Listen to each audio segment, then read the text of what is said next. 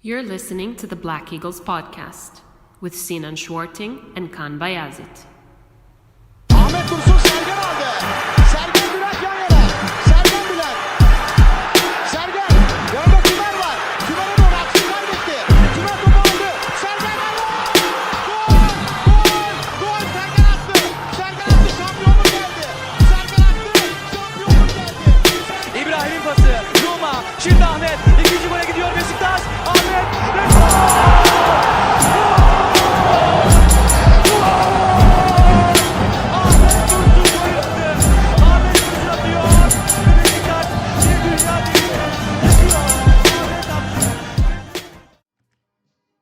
Hello, Black Eagles. Welcome back to the Black Eagles podcast. We're having a good day. We're coming off of another win. We picked back up with a win yesterday against Eyüpspor, and we're here to talk to you about that important victory and a little bit of a dramatical victory. We kind of squeaked by it there in the end. But as always, joining me live here is Sinan Schwarting from New York City and Yasin Parlaksu from Germany, because Kartal is still on holiday. Welcome, boys. Sinan, you just had to hurry up because you had to scurry here from class. The class is picking back up. I didn't know you were full on teaching again.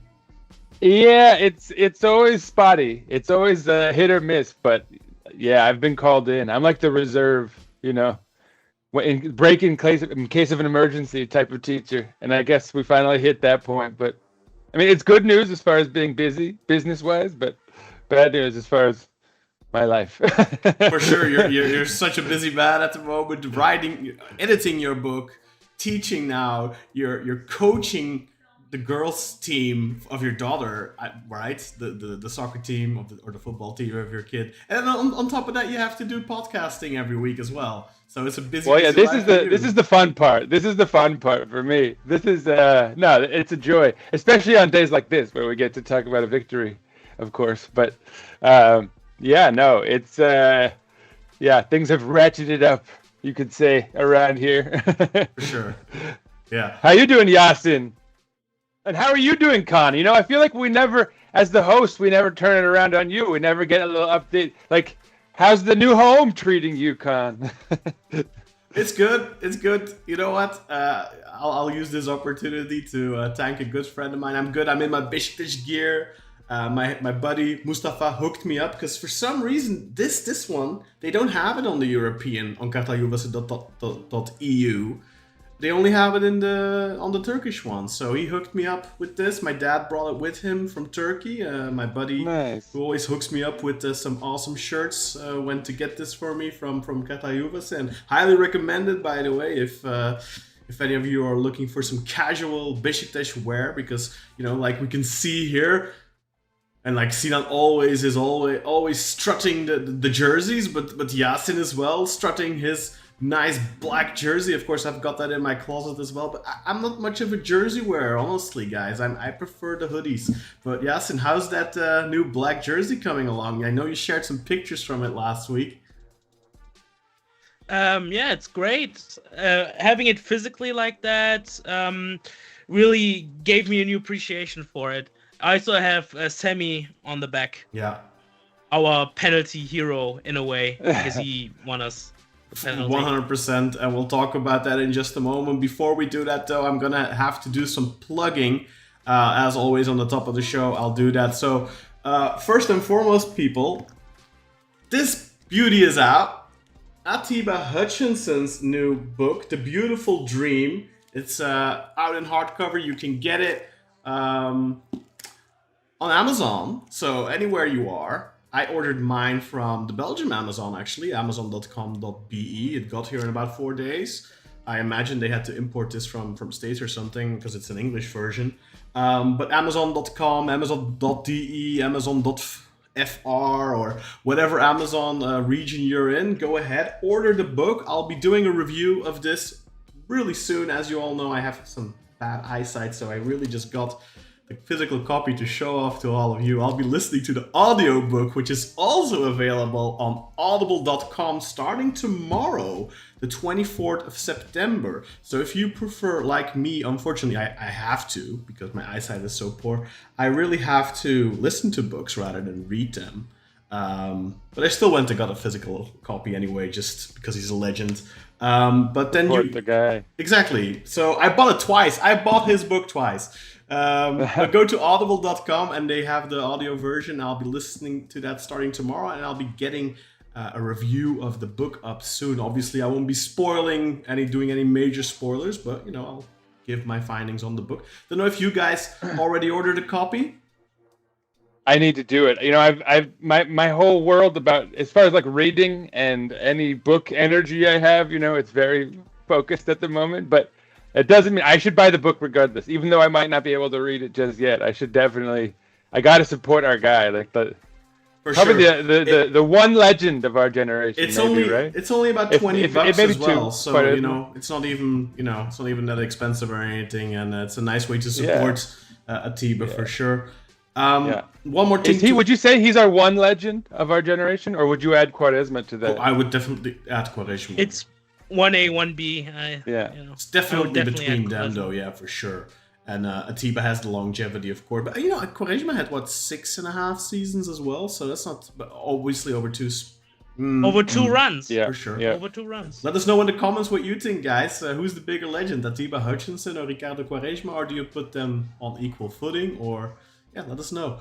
One more thing I have to plug, of course. On Thursday, we are playing our first new Europa League stage game. I find it so often because I have weird because you have to say league twice. It's so it's they did not a good they didn't think that naming one format. Through. Yeah, I think they didn't think that through. They should have called it something else. Because now you have the Champions League stages, the Europa League stages, the Conference League stages. So yeah. League. Yeah, I know what you mean. Exactly. It's like, it kind of feels like you're tripping up on your tongue. So our first game on Thursday at 9:00 in the Johan Cruyff Arena will be against Ajax Amsterdam, one of the biggest clubs in Dutch football, in European football, I should say. Potentially, we are meeting them at a good period because they are not firing on all cylinders yet. We are doing quite well. We've never beaten them before. Anyway, Yasin and I actually sat down and talked to Jordi Amali last week, who is, of course, an ESPN football pundit for the Dutch version of ESPN. He's also a renowned podcaster in the Netherlands. With such podcasts as Neutrale Kijkers and Tekengeld over the years. But he is, on top of that, an Ajax fan and a Galatasaray fan. So very interesting insights from him. That video has been out for a few days now. You can go and check that out on our YouTube page under the video section. It's the latest video to have released. And of course, on Friday, I'll be sitting down with Kevin Hatcher, the returning guest, our Bundesliga correspondent and also the commentator for the English feed on the Bundesliga. I'll be sitting down with him to talk about Eintracht Frankfurt. And if you want to listen to that interview straight away, go to www.patreon.com/Beşiktaş podcast. You'll get instant access as soon as it's uploaded. Those of you who want to watch it on YouTube will have to wait a couple of days. It'll be out next week, Wednesday or so, probably. Well, the game is on the 3rd of October, so I'll probably put it out around Monday. But if you're a Patreon member, you'll be able to listen to it on Friday straight away. And then, of course, on Friday, Sinan and I'm not quite sure yet if Yasin will be joining us. I don't know what your schedule is like with school and all that, Yasin. But we, of course, will be talking you up on the result of that Ajax Beşiktaş game. And maybe talking a little bit and looking ahead to the Kayseri match on the weekend. Anyway, now we are going to talk all about our league game yesterday against Eyüpspor. It was a difficult one. We squeaked by. I'm sure you all watched the game. Let's have a look at the lineups first before we get into any thoughts on the match. Sinan, will you do the honors, please? Sure, and I actually thought maybe I should go over the 2 comments we've gotten just to wrap up, put a little bow tie on that. Carlito asked you, Khan. Oh, great, we have a siren. I don't know if you guys hear that. Anyway, he asked, It's the spoken version of Atiba's book with the voice of Atiba. Do you know? I don't think so. I'll check it on my phone right now, but most of the time it's not. I'm gonna check my Audible straight away from you, Carlito, and I'll be sure to tell you. And the other comment, while you're doing that, the other comment was from Atiljan, and he adds Necip Uysal to the Legends group of Atiba and Quaresma, which I can never like. I feel like Necip is a lightning rod, I guess. Like some people love him to that extent, and then some people say that, but like ironically. So and they think he's sort of a meme of a player. So I never quite know if that's like a serious take or not. What do you guys think? Is Necip a club legend? I'll let Yasin go first. He's like a club favorite. I don't know. I don't think he has too many on the pitch successes and stuff. Like he's a favorite. I like Necip. I've known Beşiktaş. Necip and Beşiktaş are synonymous for me because like I've watched the club mostly throughout his tenure. Like he started playing in the early 2010s. So for me, he's synonymous with the club in a way. Sure. But he's not a player I want to see on the pitch. If he's starting, that's a bad sign. Yeah, exactly. The book is narrated by Odario Williams, by the way, Carlito. So it's not Atiba. But I'm just gonna check how many books Odario has. It's actually the only one on Audible that he's narrated. So that's exciting. Audiobooks it's really crucial for audiobooks that whoever voices them does a great job. So I really hope Odario Williams does a great job, but it's not Atiba, unfortunately. Anyway, let's go over. Oh no, the Necip. I think Necip is a legend. Like a statue legend? Not a statue legend. I don't know why. Yasin's camera's doing weird stuff there. No, definitely not a statue legend. But I do think, with the longevity at the club, you have to, right? Like you have to just acknowledge him as a legend. Definitely not my favorite player over the years. I know he wasn't your favorite either, Sinan, but you kind of almost begrudgingly have to respect the guy, right? Like I don't know what you think, Sinan. Is he a legend in your book? I mean, I like, and I think maybe you don't even disagree. It's probably more of a semantic thing, but yeah, I think he's probably I would say more of an icon than a legend, as Yasin was suggesting. But I think you also said the same, right? He's not a type of legend where I think if we were to put statues up of players to represent this generation, right, it would be Atiba and Quaresma, and as you said, he wouldn't go there. And so I think that puts him like he's a legend without necessarily representing that on the pitch, for whatever that means, right? And as White Mana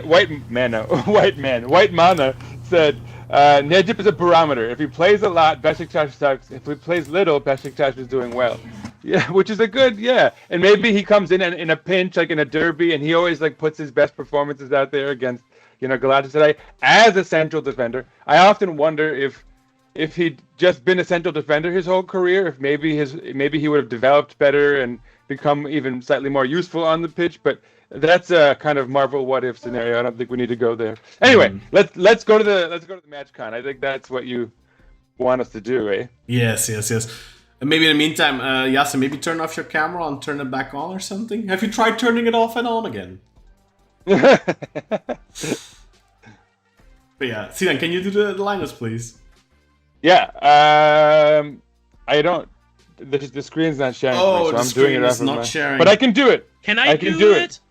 Yes. You want to do it, Yasin? You can do it, Yasin. I'll pull it up though on PopMap so I can do it later. Are you able to see my shared screen though, Yasin? Yeah, I can see the lineups. Oh, okay. Perfectly fine. Okay. So let's start with us because we're the home team. Mm-hmm.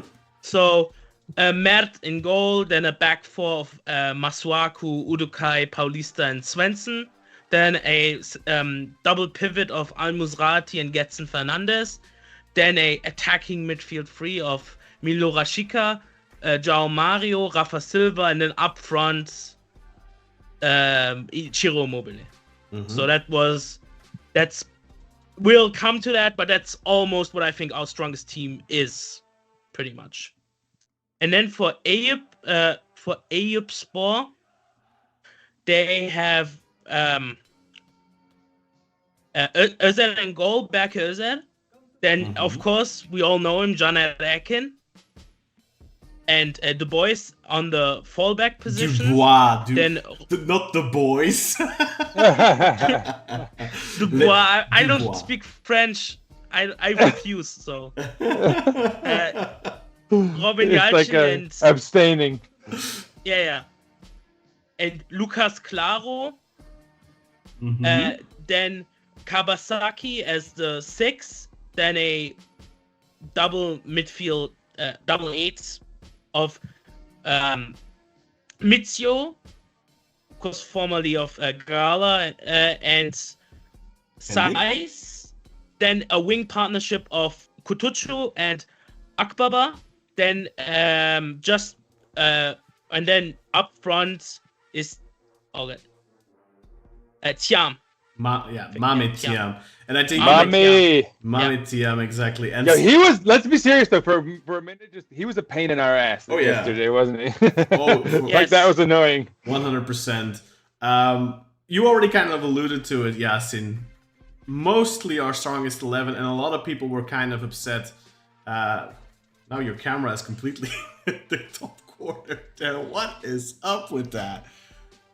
Like I don't know. I'm just gonna keep the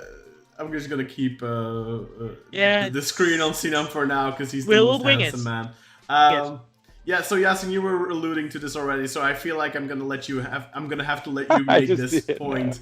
But he keeps shrinking. What is going on? It's like someone's playing a prank. Honey, I shrank the Yasin. That's great. Anyway, Yasin, so you were alluding to somebody I think that wasn't starting, and that's probably something that's been living amongst the fan community as a lot, especially after he came on in the second half and did make the impact and changed the game in our favor. What do you think, Yasin, of the lineup? Who has to go and make room for this particular person? The man on the back of my shirt, Semi Kılıçdaroğlu, our number 9. Yeah. He needs to start. I think, of course, he can't start up front because of Immobile currently, but absolutely on the wing he should start. And maybe you put Rafa on the 10. I mean, that's his best position anyway. And honestly, João Mario, maybe he needs to be more of a bench player for us for now. But I definitely want to see Semi starting. I'm going to argue with you, Yasin. What a ridiculous... No, I'm kidding.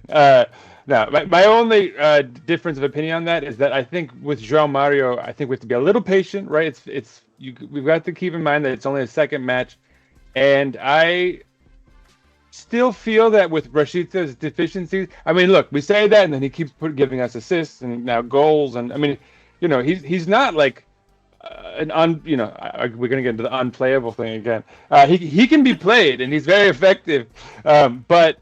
I would still maybe veer towards at least let's see João Mario opposite Semi Kılıçdaroğlu but yeah, I mean if it's Rashica or João Mario, I'm happy either way. I like that we have options at least. We can sort of hope for one of them to kind of have a career year or at least become a real piece in a machine. Yeah, maybe they're not necessarily the best options, because I think we all wanted a certain profile of winger. I think we all kind of wanted someone with speed, someone who's tricky, someone who can dribble and beat a man. And João Mario, you can see he's a good football player, but he doesn't have that explosive power. And that's kind of what we were lacking with Rashica as well. Although I have to give him credit. Yesterday, I thought Rashica had a really good game. Scored a fantastic goal, and was good defensively as well, and was involved. Also created was involved in creating a really good opportunity after the 1-0. a few could have been assists. Mm-hmm. No, and it's also worth noting. So, like, what makes analyzing João Mario's performance a little more complicated? That I actually thought when he was at his best, he was playing kind of in the back of our midfield and like winning balls back. And then, of course, he still made a few mistakes. Kind of, he's still adjusting to playing with an entirely new cast of players, and you got to give him a little time before we judge him too harshly. But that's not quite the skill that we need from him. I guess it doesn't hurt. Maybe he's more effective in that role than like Sharon Door, and he's on our team long term, whereas Sharon Door likely isn't. So maybe there's a logic to it there even still, but yeah, we I think would have hoped for him to be a winger. So that's perhaps an issue. Yeah, he had his career best season as a winger, and exactly. And as Adrian told us, like, he can be really effective there. But it's really the type of winger. I mean, Adrian even said it, like, when he was playing as a winger, very often he'd crawl inside. He'd nip inside, and then Rafa would go over him and go out to the wing. And I think we see this as well in our formation, is that we very often have changing of positions. And that is a very deliberate thing that Giovanni Van Bronckhorst clearly does. We've seen it very often in the first games with Jetson diving onto the flanks, into the box. And then, for example, yesterday what we saw was Ciro Immobile was often going out wide to the left, and then Mario or somebody else going into the center. We have a lot of moving elements. That is something we clearly, deliberately do to try and lure defenders. Like, for example, when Ciro moves and if somebody is put on marking him, he pulls that person with him, or that person doesn't really know what to do. And then Rafa jumps into that zone, for example, or Rashica, or Jetson, or João Mario. So that is the theory behind how we play in that regard. So I think we're always going to kind of do that. And in that regard, I can see why Gio was really insistent on getting João Mario, because he was already naturally doing that at Benfica with Rafa. They were already interchanging, and that is something that can be really effective. Yesterday, it wasn't super effective. But I'm going to let you guys give your thoughts on the games first. And we've got Yasin's beautiful face up again. So Yasin, how about you give us your thoughts on the game first? I think it was going to be a difficult game because Eyüp have had a very good start to the season. They have a very experienced squad. I think you hear the name Eyüpspor and you think, okay, these are going to be like Pendik or like, they're going to be trash. Or they're not going to be very good. But we saw at the start of the season they're a very good team, right? And we did well in getting 3 points. It's just, I want to focus statistically on what you're saying. They had not lost going into that match, so that's all I wanted to add. Yeah. Something also about the game in general, about Rashica, because we had that earlier. I think maybe Rashica, because I like what he does defensively, I think we should maybe give him I think we should maybe try to use him as a right back, because I think defensively he's very good. And I would kind of like to see that against like smaller opposition, how he does there, because that might be his position for us. But I don't know. That's just kind of what I'm thinking. But in general, I thought we worked very hard. It wasn't easy. But I do think the fact we came up with 3 points shows that we have a lot of fight in us. Yes. Yeah. Yeah. Yeah, you kind of like upended me there, Yasin. I was expecting a little more negativity from you, but yeah, I'm glad. I actually agree with just about everything you said, and in our group chat yesterday, I sensed a very negative vibe from a few individuals, and yeah, right. And they were like, "How could you see anything positive from this performance? It was terrible." And so, I was like, "Am I crazy? Do I just not know this sport at all?" I watched the highlights, and again, not only do I fully disagree with that sentiment of theirs, but also I'm convinced Fatma has outsourced their Turkish statistics to a Galatasaray fan. Because this is what I'm going to take the podium for a minute here. I actually got some notes, and I want you guys to answer.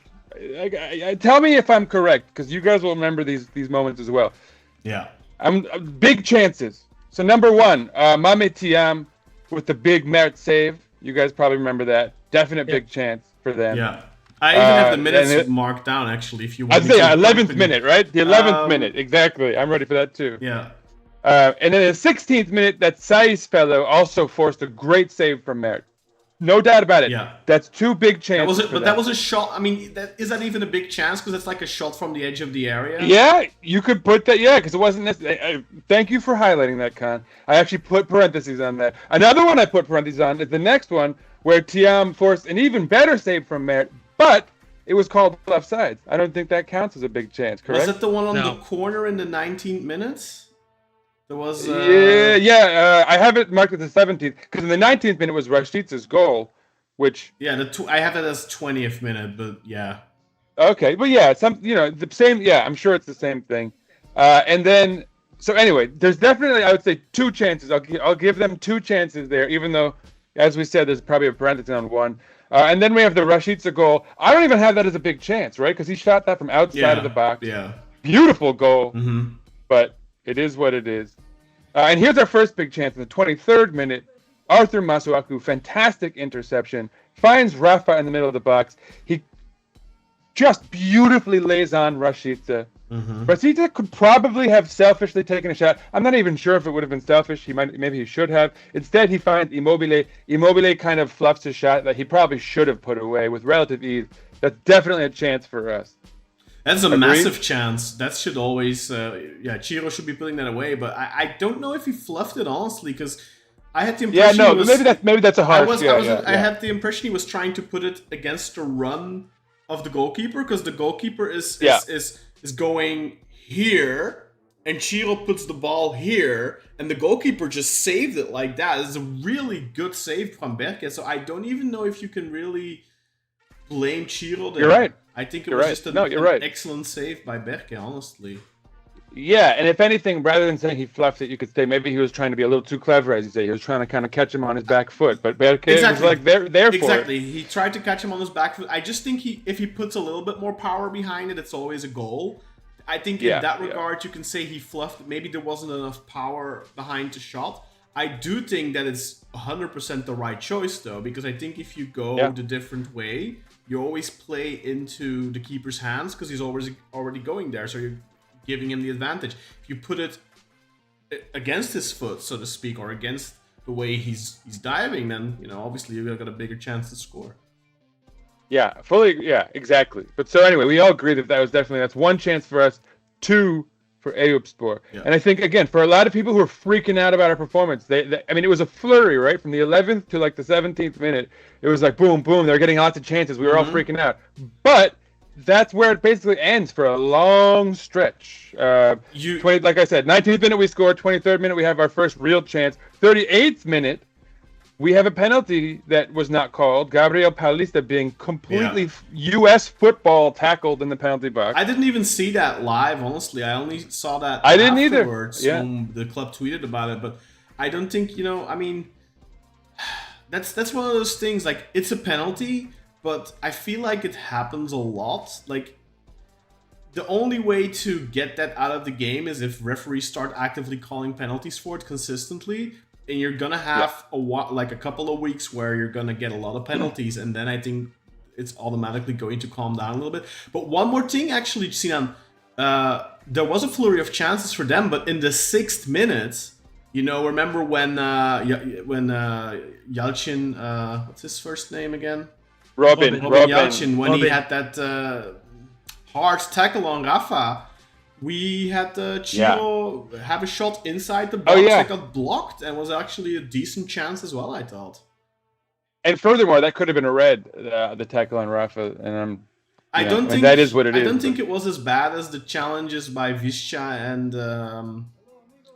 Guray Vural, but it was definitely another very hard challenge. But because this one, and I would say those were like dark reds, Yeah. right? Like the Edin Visca was a dark, but this might have been like a light, maybe let's call it like a orange, like a deep reddish orange. the other ones, the other two that got awarded with reds were challenges from behind, reckless challenges from behind. This was a very hard challenge, but it was from the front, I guess. So you could argue, okay, he can see that coming, he can try and avoid it. A challenge from behind you can't avoid because you don't see it coming, which makes it extra dangerous. And if you'll remember, in the Samsung game, Rick van Drongelen actually tackled Rafa from behind as well in a pretty aggressive move. So we've played 5 games now, and that's 4 times that Rafa has had to take a serious hard tackle, of which I think at least 2.5 could have been a red, because that Van Drongelen one I think was also on the border of, I think it was orange. And this one, I think this one yellow is fair, but it was a very clear yellow, if that makes sense. Sure. Yeah, I mean, I actually thought he'd come from the side and Rafa didn't see it, but if that's true, then Yeah, you're maybe, definitely right. but I don't think this one. I still don't think it. I don't think this one's orange. Like for me, it's yellow. It's just a really hard challenge, but Rafa is gonna get hard challenges on him because he's so tricky. That's just the way it is. But there's a difference between, especially in the Super League, right? Where like, yeah, I think the word is out now. yeah, right? for sure, yeah. Last chance I thought in the first half, and I think this does count as a chance for us in the 47th minute. Really fantastic ball by Ciro Immobile. You're talking about him going wide. He found Rafa Silva, who was in the penalty box and just outside of the goal kick. What is the little box called? The goal area. box, penalty area, just outside the penalty area. It was from a tight angle, but I still think it qualifies as a chance for sure. And it was saved. He forced a really tough save, shooting across the goalkeeper. But so I thought there, 2 chances each in the first half.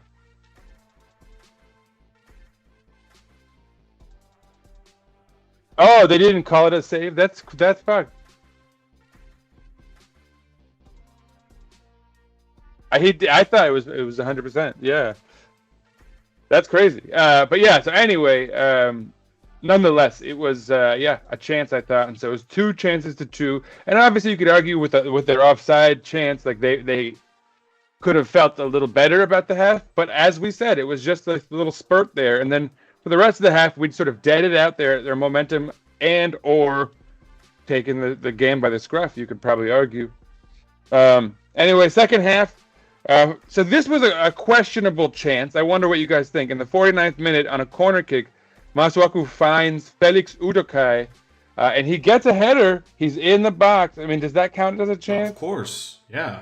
Right? I think if he hits that with a little bit more power, it's a goal. So now, all right. Now we're talking about 3 chances. See, I had that in parentheses. There we go. That one for me, definitely a chance. I've got that one marked down.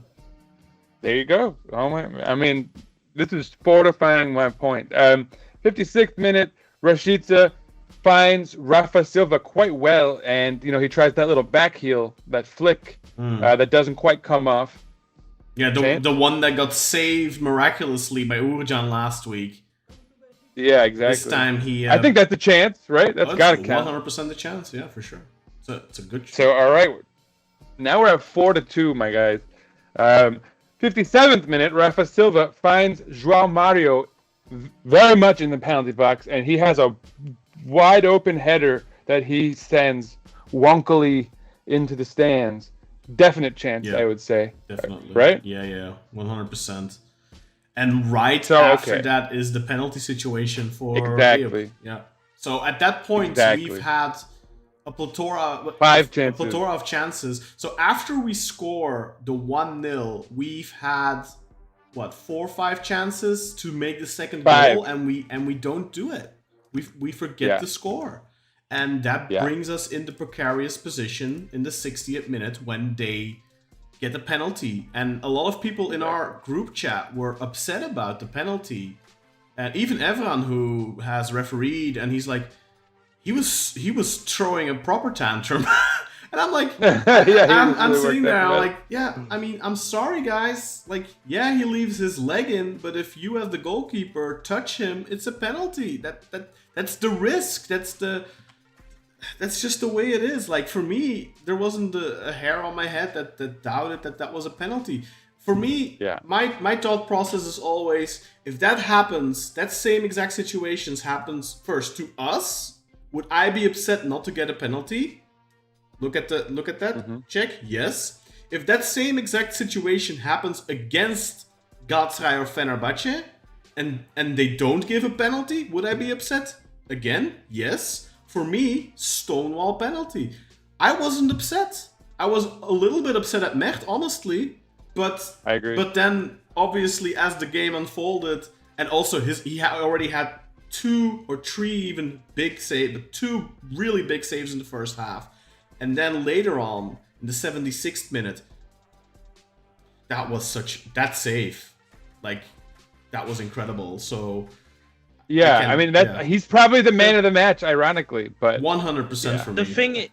The thing is, I think a lot of people are very vigilant in our fan base regarding refereeing decisions, so maybe they're a bit overzealous when it comes to seeing us as the victim.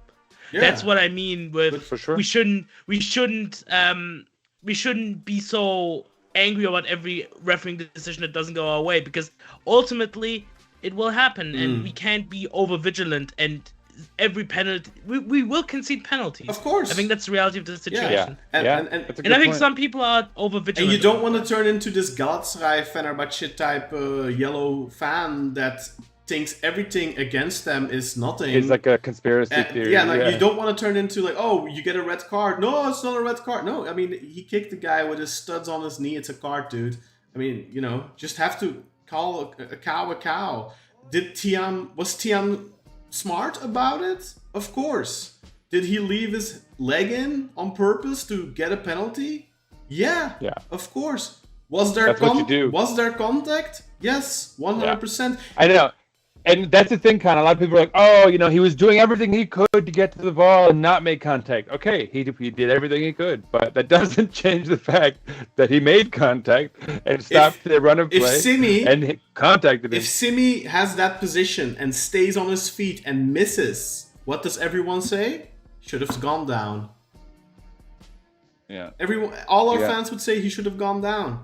Because there was contact, it's a penalty. If he goes down, it's always a penalty. That is exactly what Tiam did here. So you can't be angry at the referees or at the VAR for looking at it. If this position happens to us, I want VAR to come in as well and say, hey, have a look.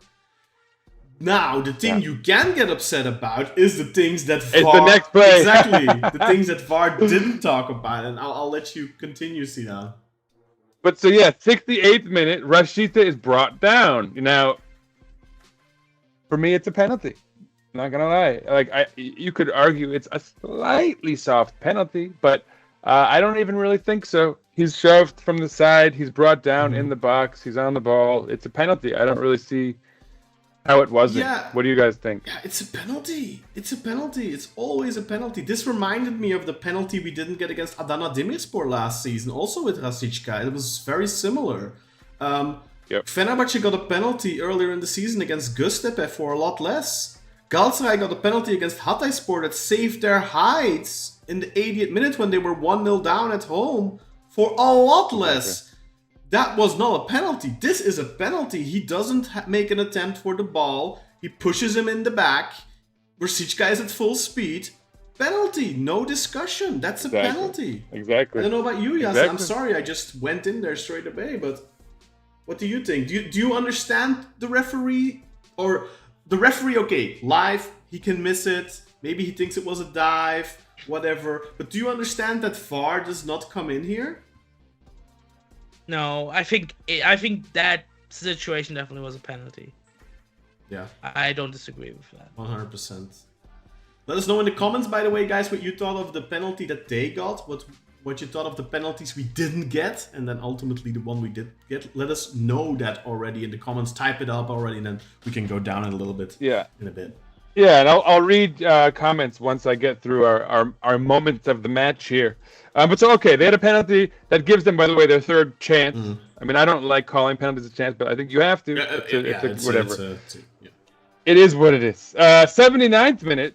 This was wild. So this is where Mert sort of makes up for that, right? Yeah. He has that wild one-handed save on his back foot against Mame Thiam, who I thought had to be offsides. And actually, like, there are some people saying that because Udrokai was incapacitated and outside of the play of field, that should have been offside.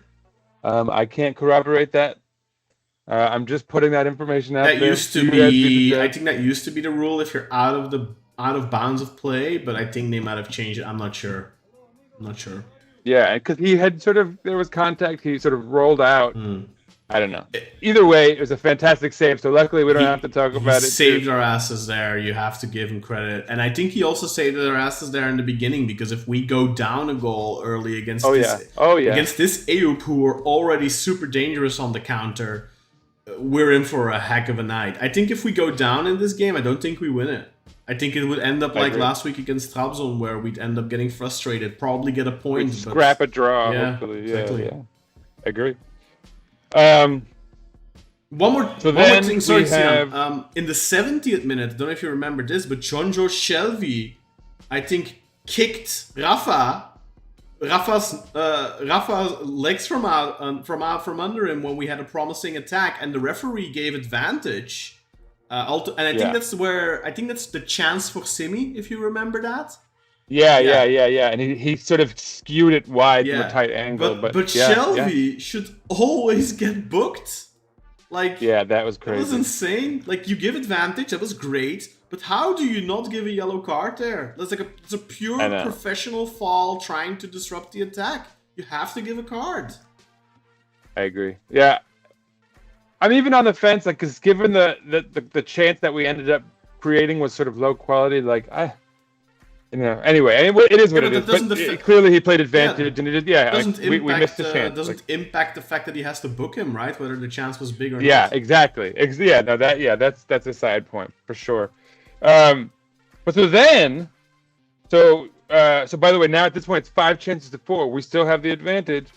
87th minute, again, 100% penalty. Ciro Immobile is up in the air. I don't know how to pronounce his name. Micho. You forgot the chance for Rafa, by the way. He had a good shot from the edge of the box. I didn't note down the minutes. I didn't want to count it as like a big chance because it was not wasn't in the box technically. It wasn't a big chance, but it was definitely still... Because like some people will say after the equalizer, like some people legitimately said like we didn't do anything, and that's not entirely true. We had these 2 clear penalty positions, I think.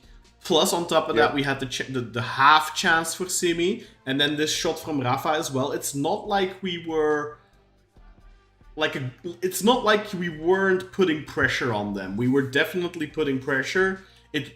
Was it our best game? No, not even close.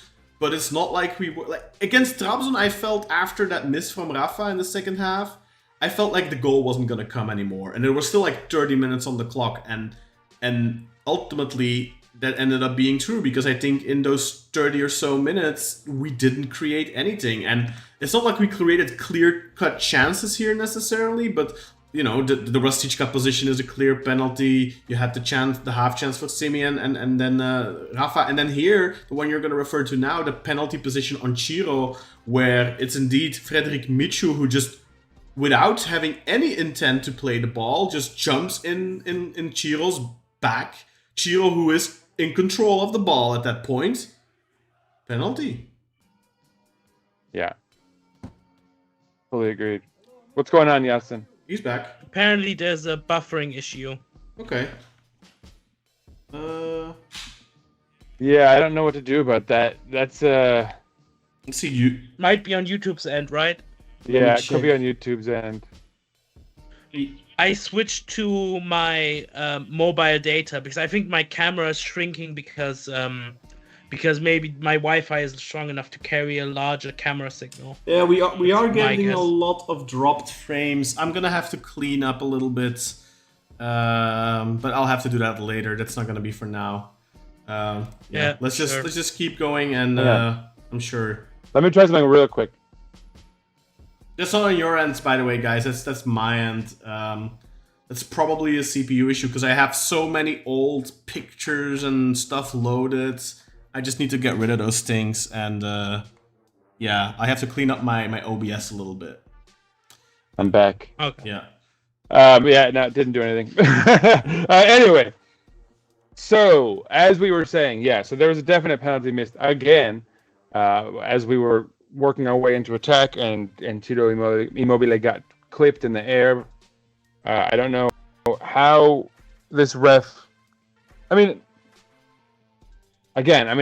not talk about it too much because it is what it is. But we certainly got screwed, you could say, for the most part, by some poor refereeing, and this game could have been a lot more comfortable otherwise. To say the least. I'm not someone who like. I do think that both the Rashica and the Ciro Immobile positions are.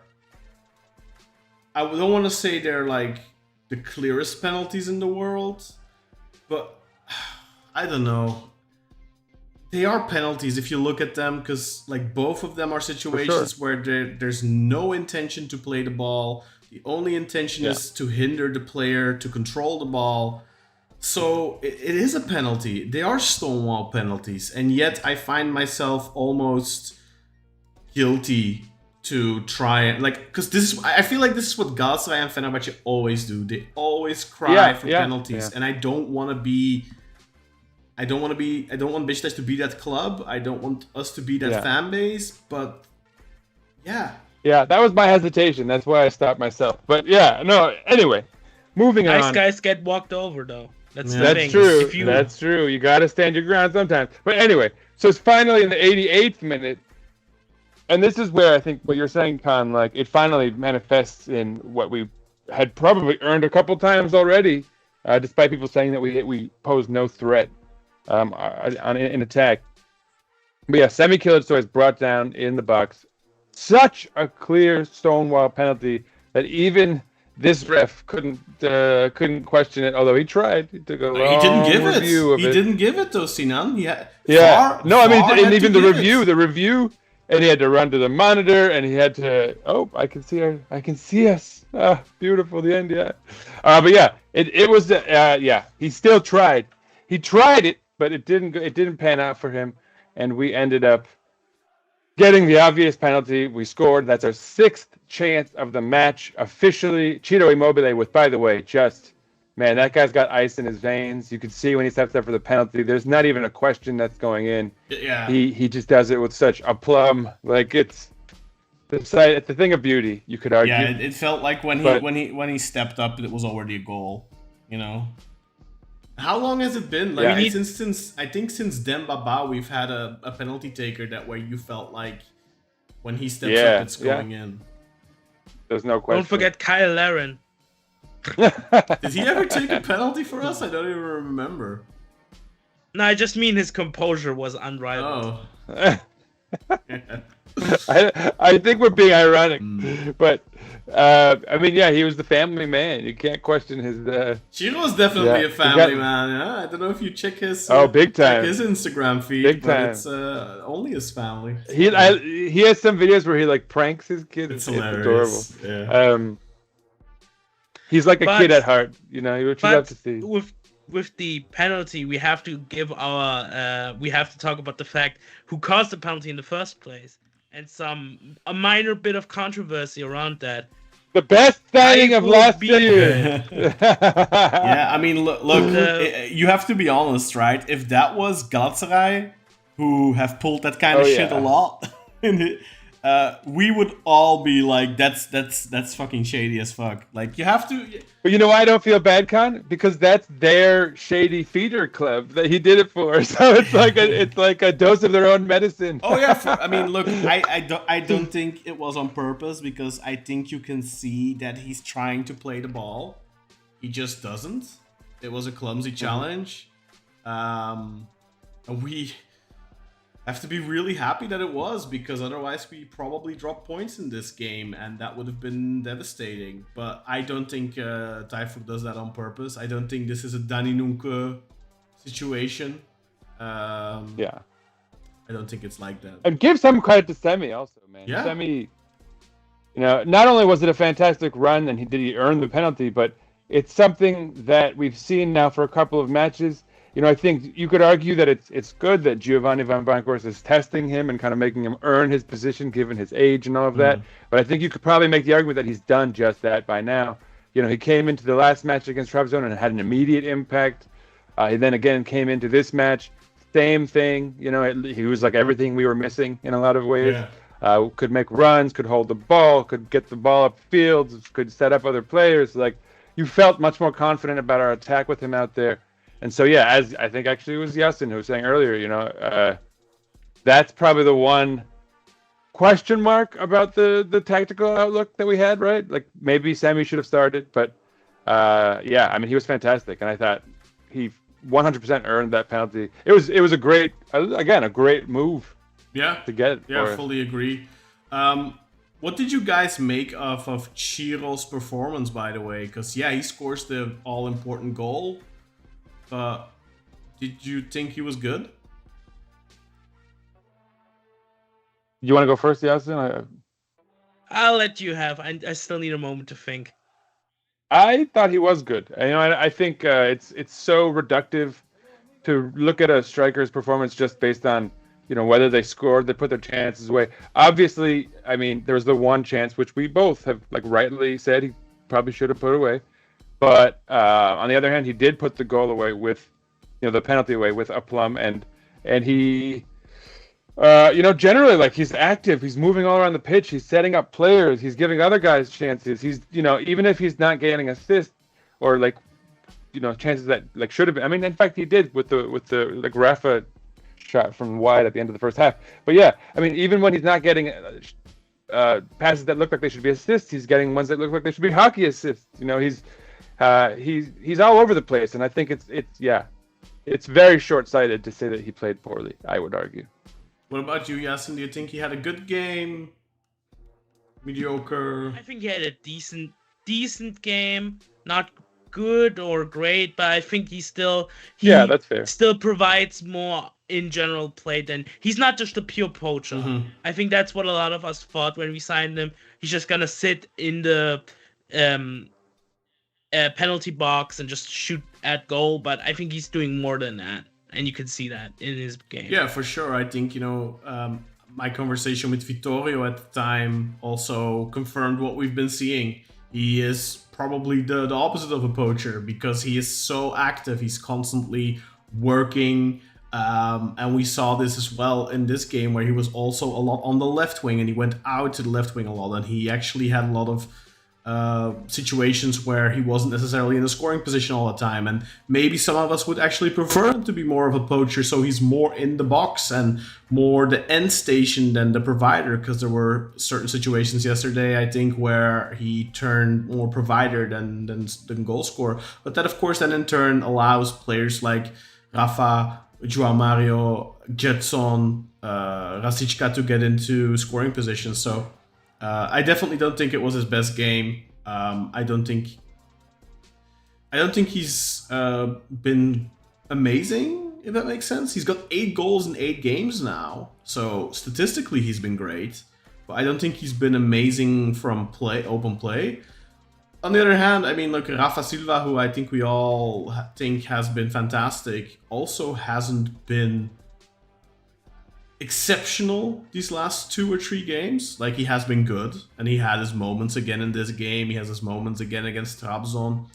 But it's not like 10 out of 10 performances galore either. So you also need to keep in mind, I think the main thing for this game was, I think a lot of our fans have been very quickly conditioned to expecting a lot from this team because of the great results against Galatasaray in the Super Cup, the fantastic game against Lugano. I think the expectations, the bar is already set so high.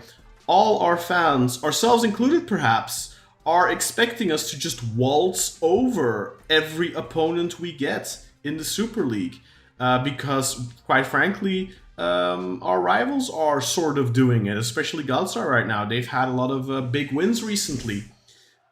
But I'm going to get back to that in a little bit, because I have a very comprehensive list of their opponents, our opponents, and Fenerbahce's opponents. And that should kind of put a little bit of an asterisk around behind that. What were you going to say, Yasin? But I also think that Galatasaray, in terms of their performances on the pitch, they have not, outside of, like, if you put the derby in parentheses, if you take that as a separate thing, in the other games they did not have great performances. And even in the derby, I didn't think Fener were necessarily awful. Not to talk too much about that, but I just don't think that Gala are like this Uber team, this amazing. They're not Barcelona 2009 just because they beat Adana Demirspor 5-1. Exactly. That's my point. Yeah, 100%. Like, they're not great. Yeah, fully agree. They don't look great. In fact, actually, like, very briefly about the derby, like, from what I saw from the derby, I watched the game, and I think this was a very clear situation of, I think you can play that game 10 times. I don't think they win it more than twice. They scored two once in a blue moon shot from outside the box. Second goal was great, but I think that was in part helped into existence by the first goal. Fenerbahce were all over them in the first half. They weren't very good in the second half, but neither was Gala. I think Fenerbahce, if you played that game 10 times, they probably win it 7 times. But the problem was that on that night, Fenerbahce could have played 3 games in a row and not scored a goal, because they were being so wasteful. And Galatasaray made the most of their very limited amount of chances. Although, of course, later on they got some chances on the counter-attack. But yeah, anyway, it's not a podcast about those guys. Anything you want to add about the game before we go into stats, guys? One thing I wanted to say to wrap up the sort of Ciro Immobile analysis is that I think for anyone who's being overly harsh regarding him, you can't overlook how important a role he's played in unlocking the abilities of Rafa Silva, right? And his ability with his back to the goal and to kind of like turn maybe careless counters into much more thought out ones where you have Rafa running, like gaining momentum and like, he helps create a lot of that. Yeah. So that's all I would add about Immobile, even though I agree that he's, he hasn't been excellent, but I would say he's been very good. Let's get to the stats of the game, Sinan. Sorry, Yasin, go ahead. Just something I wanted to add regarding Rafa Silva not looking too good in these 2 games. I think if you have tough games, attacking players often struggle to look great, even if they play well enough. I think it's just, if it's a tough game on a team perspective, individual players, unless you're like an exceptional player, it's very hard to stand out positively. That's just what I want to say. Yeah, I mean, I definitely don't think he played bad in either game. He was still the guy against Trabzonspor. If we would have won that game, it would have been 100% because of Rafa. Because he had those chances and he created those chances for himself in a way by making fantastic runs. But yeah, and I think in this game as well, he was very influential, but unlucky on the back heel and on the shot. And yeah. Anyway, let's get into the stats, guys, because Sinan has to go and pick up his daughter in. Yeah, I do have to go soon. And just the final point about the match is that Masuaku got his yellow card suspension, so he's going to miss Kayserispor. But that means we don't have to worry about not having him for the away match against Gaziantep, which might be more potentially the derby after. Well, I don't know. Honestly, I think right now, Kayseri is probably the tougher opponent. I'm only thinking that because it'd be on the road in Gaziantep. Kayseri is on the road as well. Really? We're playing on the road twice? We are. That's funny. So Galatasaray gets to just have all this home cooking, and we're on the road multiple weeks. Next five league games, Galatasaray play 1 away game. They are at home 4 games out of 5. So I don't know who made their schedule, but they really put the lights out. They got the red carpet for their departure for the season, right? They're really trying to get them up off the ground. They really are. We are getting 7 after our European games. 7 of our European games we are playing the game afterwards away in the league. Galatasaray are playing all of our games away, and Galatasaray are playing like almost all their games after the European games at home. And that was 100% doctored in the schedule because, like I just said, they just have 4 games at home out of the next 5.